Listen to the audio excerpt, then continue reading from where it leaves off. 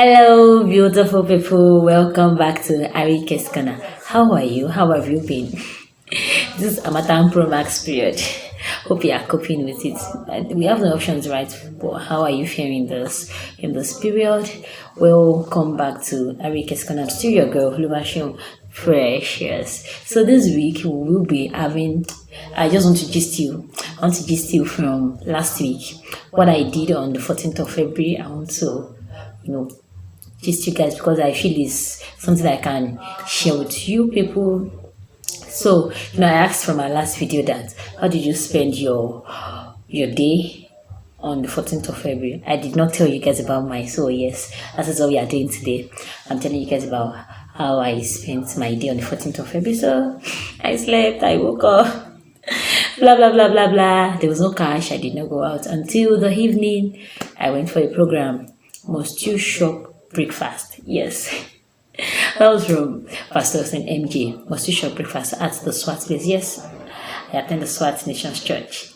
So I went to church 5 p.m. for the program Must you shop breakfast, and it was such an interesting time. I saw Pastor St. MJ on another level that day. The program was such an interesting program, honestly.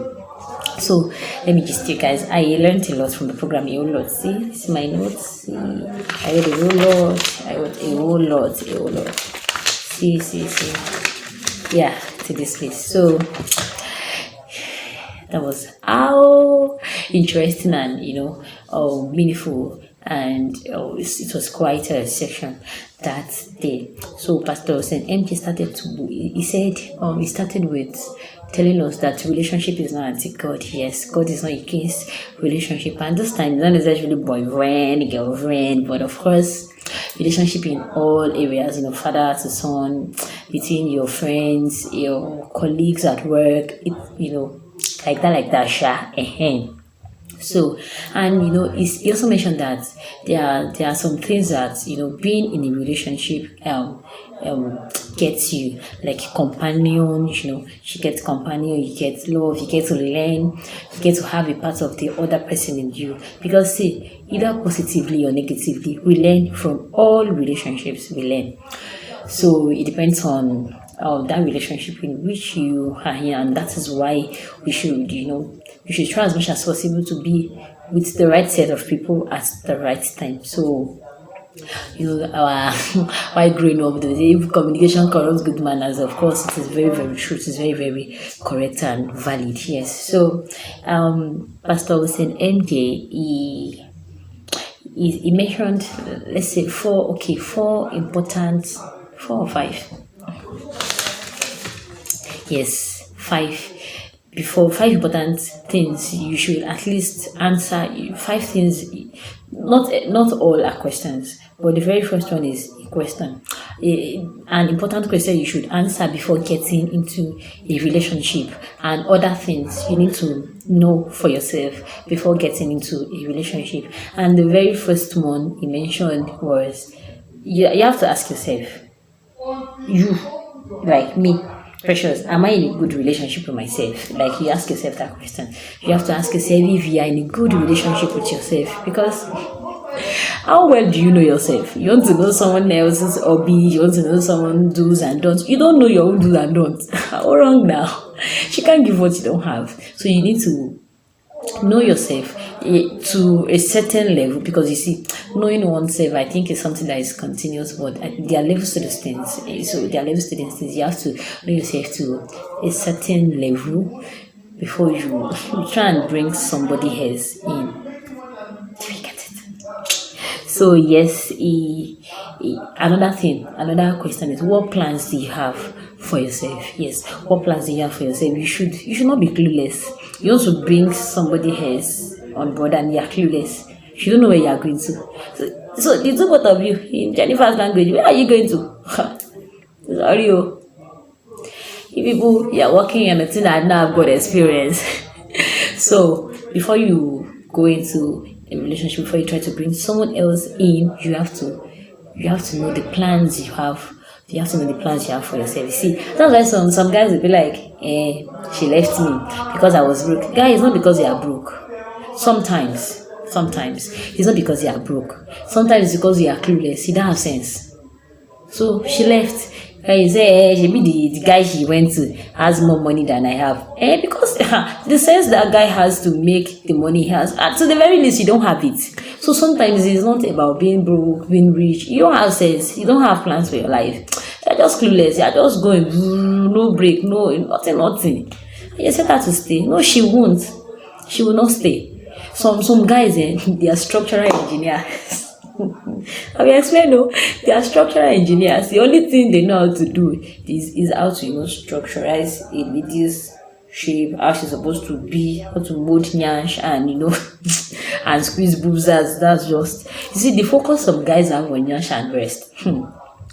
The focus they have on stuff like that, only if they can channel that same energy into their life, like into doing the plans they put in for themselves. Some people, some guys like will have, they will have moved, they will have accelerated, they want to move gone, but it's a lie. They are structural engineers. And my gender. This thing is two sides though. It's not about the guy being clueless alone. Some ladies, when they enter a relationship, they just pack their bus, remove the engine and throw it away. You have gotten to your last bus stop, you don't tabernacle. No growth, no vision, nothing. And you now say, I was there for you when you were broke, when you had nothing, we were together, now you are rich, you left me. You will leave you alone because you moved, you are still at a point. You should also improve. You should learn. You should also do things to, you should not get to a point and remain at a point. No, because it was broke and you're there for him. They are doing what? What were you doing? So now he's rich, he left him alone for another person. See, life is not Nollywood. Sometimes nothing will happen to him. Sometimes it's not Yoruba movie. Yoruba movie that you will now ask somebody out. The person will not grieve for you because you don't have money. Later, you don't have money and now drive your car and come to the street and you want to the girl pim so that you know that you now have a car. Wait, what if it's a lady that is rich and what if it's the other way around? Life is not Nollywood. But even at the very least, we should try to work on ourselves, improve our lives, personal growth. You grow, you develop. So that is why at every point in our life, before you get into a relationship, and even when you get there, you should have plans for yourself. It's not just get to the relationship, nothing. You know, I was there for him. Sorry, my sister. Sorry. And you too, uncle. Say he left me because I was broke. It's because he didn't have sense. Sometimes, sometimes it happens that way, but not all the time. Not all the time. So, another very important thing we need to look into before getting into a relationship is working on our finances. Yes, you need to work on your finances. You need to be able to set your priorities right. You need to have the ability to save. You have to be wise with spending. Working on your finances is not literally saying you need to have a certain amount of money before getting into a relationship. No, it's not you have to be a billionaire, you have to be a millionaire before you can get into a relationship. No, that's not it. The major thing is you need to have the ability. You need to have the ability to work on your finances, to prioritize, to save, to strategize on. See, if you cannot treat your money well, you cannot treat your fellow human being well.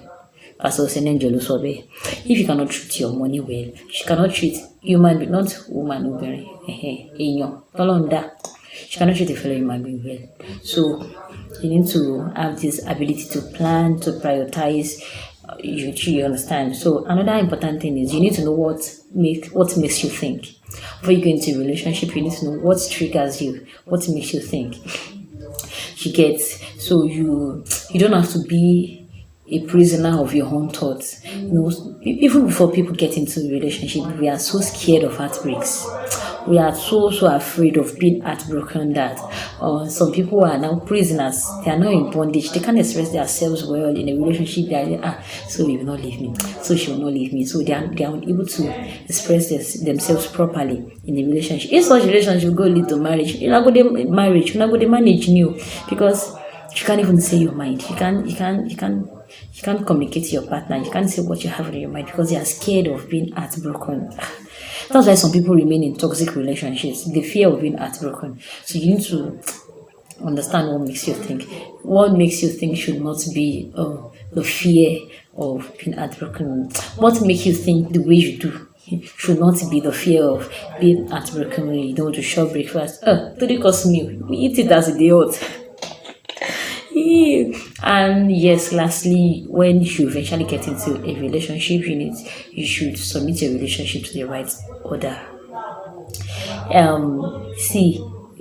Don't involve a third party in your relationship. It's not the thing you should avoid. Actually, I think the real thing you should avoid is an unhealthy third party. Unhealthy third party is what you should avoid in a relationship. So it's not about the third party now. It's about the type of who is the third party. It's about the type of third party you are bringing into your relationship. Not don't go bringing a prophet of doom to your relationship or people that bad belly. You can't go carry bad belly join your relationship. It cannot last. It will scatter. But when you have the right person, a healthy third party, because one of the major reasons why having a healthy third party in a relationship is important is because you don't have sense, you're in love. You cannot advise people that you love because they will not listen to you. You are falling in love, yeah, the fully ballet.